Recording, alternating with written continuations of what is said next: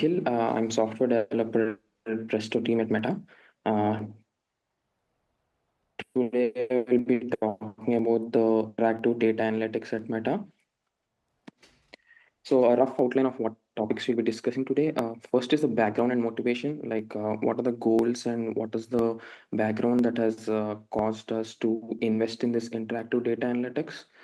And then I'll briefly go over the current existing Presto deployment architecture at Meta and the various areas we have identified to improve so as to get some better performance for the interactive queries.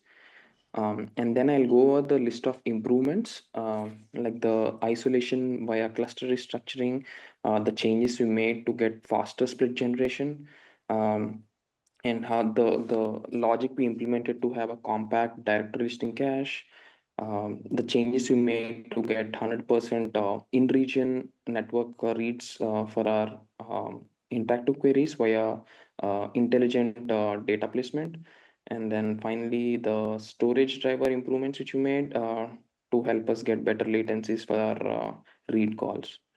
And finally, I would be sharing the results of all these changes and how it has helped us achieve our goals.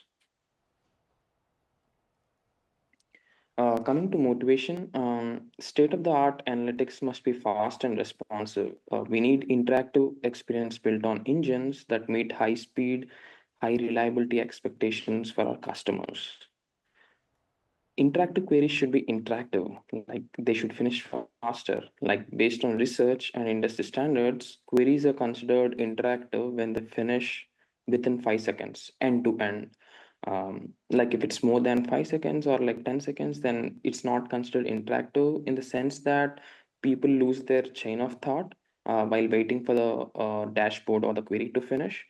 And it's no longer interactive and people lose interest in it. So when we have a user waiting at the other end for the query to finish, it better be interactive to give them a very good experience. Another big motivation was that the consumers, in this case the data consumers, should be able to slice and dice and explore the data interactively. We are mainly talking about the data analysts in the various companies who load the dashboards in the morning to understand the various patterns and who try to slice and dice to understand where the slowness is coming from or perform other such analytics to come up with ideas for the next experiments to improve the metrics, etc.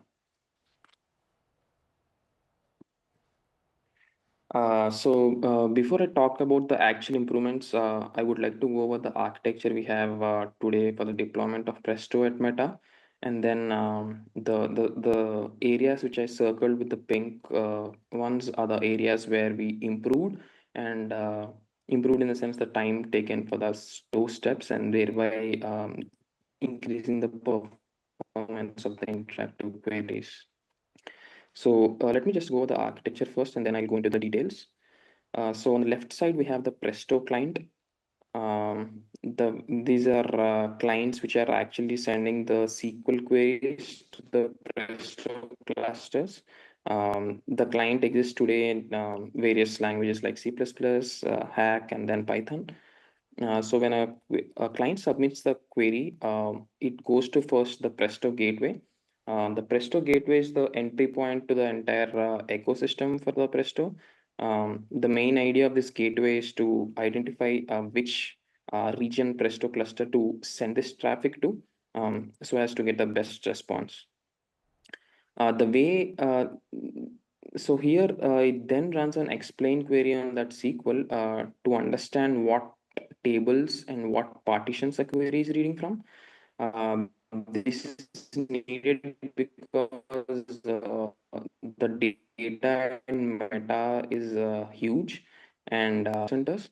So it's best we know which table and which partition the query is reading from so that we can accordingly figure out the region and then send the query to the cluster in that region.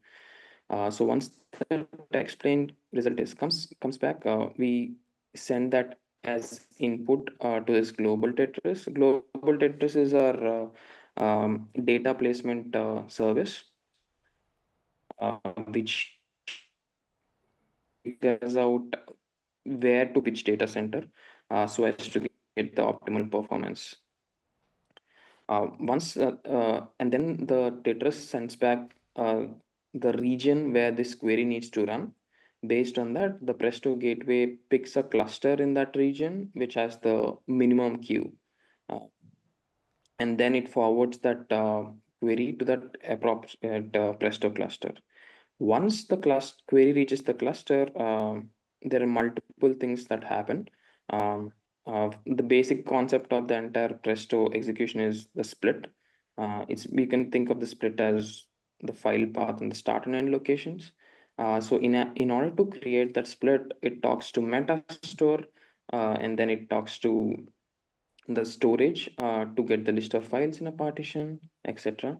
It creates the splits and then schedules them to the Presto workers, which then try to read the data from the storage via the open file call and the read calls.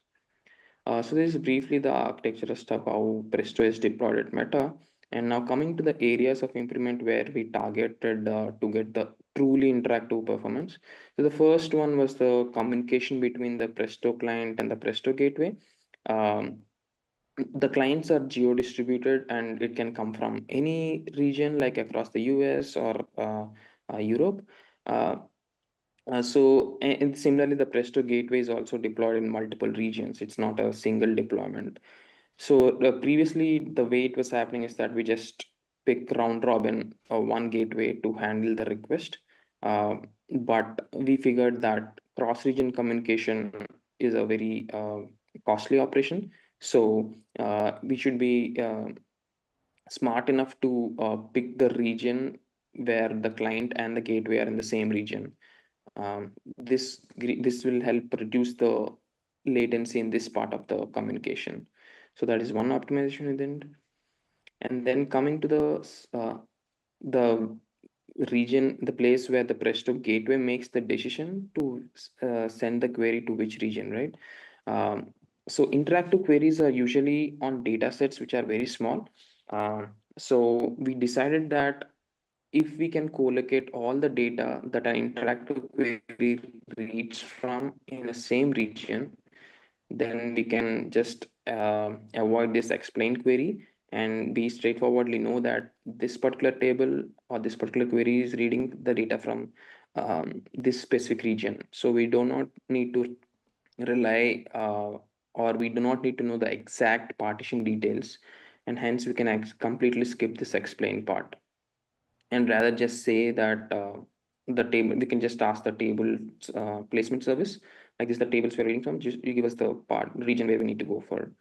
Just by skipping this explain part of it, we were able to save like up to 1 to 2 seconds because this was a very costly part of it. And then coming to the actual query execution itself, we the calls to Metastore and the storage are in a hot path. So we identified that having a very good caching solution in this space would help us decrease the latencies for these calls and thereby increase the performance of the query. And then the split generation part, um, the coordinator relies on this calls to the Metastore and storage to create the splits and then schedule them to the workers.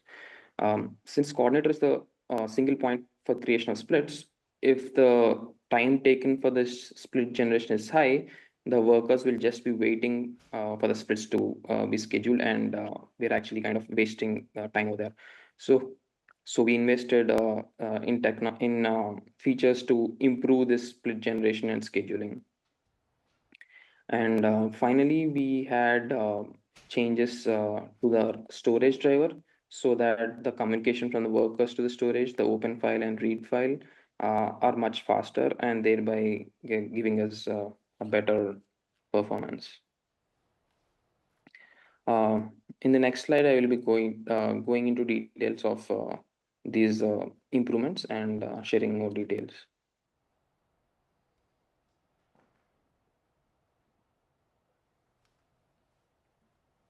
Yeah, another major improvement we had was from isolation via cluster restructuring. So we all know that Presto does not have any good isolation among the workload running on the same clusters. This often results in resource contention, impacting the performance of the workload. Also, bad workload can result in reliability issues for the other workloads running on the same cluster. So once a Presto query gets admitted into the system, like into the cluster, then it's considered equal. There's no priority in resource allocation for a query, right? So it often happens that if the queries which are entering the system are not regulated, one bad query might come in and it can hog all the resources, thereby affecting the performance of other good queries. So, when we are discussing about the interactive traffic at Meta, we identified that it can be clearly categorized into one, the dashboard traffic. When I say dashboard, these are basically the dashboards with the endless load every day morning.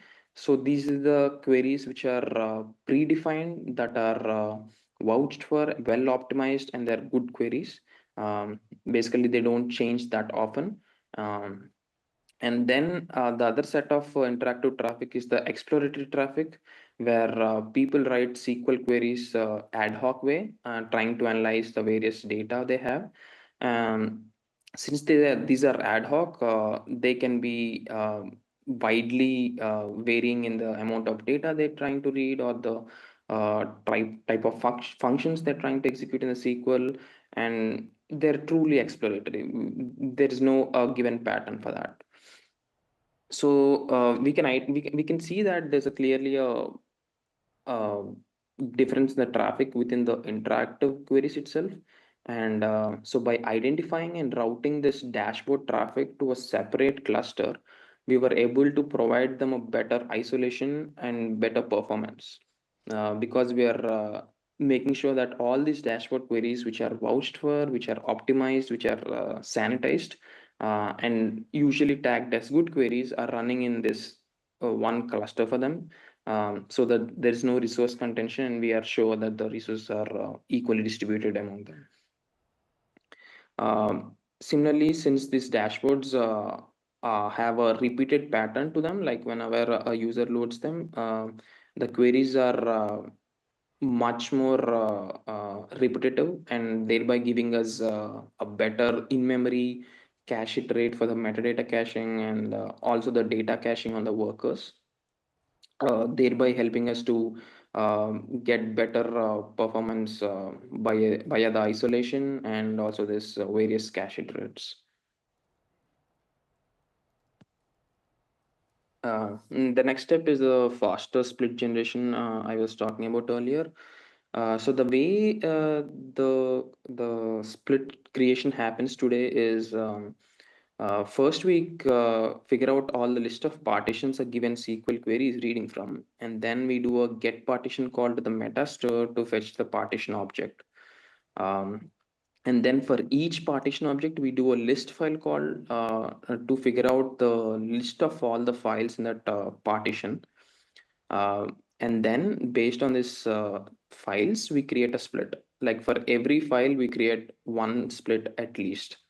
Uh, so as we can see, this get partition call and the list file call is in the hot path for the split generation. And it's very important to have a very good latency, so that we create the splits faster enough, and we assign some work to the workers. So in order to make this, we did the in-memory caching, and as well as global caching via memcache, to provide good latencies for these calls. So the coordinator first tries to see if a get partition call or the list file call can be handled from the local cache. If not, it goes to a global cache, it is shared across all the Presto clusters in that region. Um, and if it's a cache hit in the global cache, it can be served from there, and if not, it will be served from the meta store. We have implemented features to make sure that this cache is not stale, and it's up to date. And then the second, another aspect of this is the async partition fetching. By default, the partition objects are fetched lazily. Like we created so instead of fetching it lazily, we added a logic to fetch it in an asynchronous way using a thread pool. This way, when we do not wait to invoke the get partition until the iterator.next is called, but rather than that, we would do it in an async way and have the partitions ready by the time the iterator we do the next call. By doing this async partition fetching, we were mm, making sure that the get partition calls happen in parallel and in a async way, and we overall feel that the split generation is much faster. Next is the split loader concurrency. This is the number of threads we use to create or load splits at the in parallelly. Like a split loader, basically, for every thread, pulls the one partition from the list, does a get partition, and then do a list file, and then create splits for that file. So by adjusting this concurrency to a higher value, we were able to increase the parallelism and the way in which the splits are created. Yeah, in total, these three things has helped us get the splits, helped us create the splits much faster. Another thing is the compact in-memory director listing cache. Director listing cache is basically used to cache the list of files for a given partition. The key is the partition path and the value is the list of files. High file info usually contains the file name, the file path, the file size, etc. Previously, we are storing the entire partition path for every file in the partition, and this is redundant and very heavy. We introduced a lighter version of the object, which is just the file names and not storing the entire file path for all the files. With this is very simple logic, which helped us cache 2x more number of keys for the same amount of cache size. This for the in-memory directory listing cache, which we're talking about. Next is the improved data placement. Since the data is huge, we usually shard the data into multiple data centers. Like table A can be in data center in a West Coast, and table B can be in a data center in East Coast. So if a interactive query is trying to read from table A and table B, it will result in cross-region network reads, because these two are the data is in different data centers, and cross region reads are costly and one of the major reasons for increased latencies for the interactive queries. So like I showed in the earlier architecture diagram, we analyzed that interactive queries should not have any cross region reads, uh, and so that the data placement should be done in a way that all the data read by an interactive query should be in the same region. So the Tetris is the team that is responsible for this table placement in the data warehouse for Meta. They developed features to do this analysis on the interactive traffic on a daily basis and do a table placement based on the feedback they get from the queries. And the major metric they monitor is the amount of cross-region reads these interactive queries are doing. And based on that, they try to do the table placement in such a way that the amount of cross-region reads is very minimal. This greatly helped reduce the tail latencies, because when a request goes cross region, the latency is much higher, and we do not have good control over that. By having them in region, we were able to control the P90 and P99 read latencies and greatly improve the overall interactive performance. Then we have the storage driver improvements. There are mainly three APIs for the storage layer. One is the list files call, which gives the list of files of a given partition. Then is the open file, and then is the read. All these three are in a hot path for a given query, interactive query. So improving the latency will definitely improve our overall performance. We identify that our existing storage driver has high latencies for these APIs, and we decided to fix it. We migrated to a C++ based storage driver. Earlier, it was written in Java, and we were able to deprecate a co-located proxy which was being used in earlier. Just by doing this, we were able to reduce one network hop and also greatly improve the performance of these storage API call latencies. So these are the major improvements which we made, and these proved to be good set of investments for us. Coming to the results, we have a runtime stat for the split generation time. Like it's there, it's called get splits, and we were consistently monitoring it to see, make sure that the splits are generated in a very fast way and there's no lag over there. And by investing in all the features which I discussed above, we were able to greatly reduce this get split latency. Like you can see, it was around 5 seconds earlier around August, and by doing the caching, the split loader concurrency, async partition fetching, and all that, we were able to reduce it to a couple of 100 milliseconds. This greatly helped improve our latencies. Um, so this is the blue line is the P90 total time for the query execution, and the green line is the count of interactive queries which we are serving. We can see that we're able to bring down the total time by more than 2x while simultaneously increasing the traffic which we are serving by 2x. Like you can see in July, it was around 40K, but by the end of November, it was around 80K at the peak.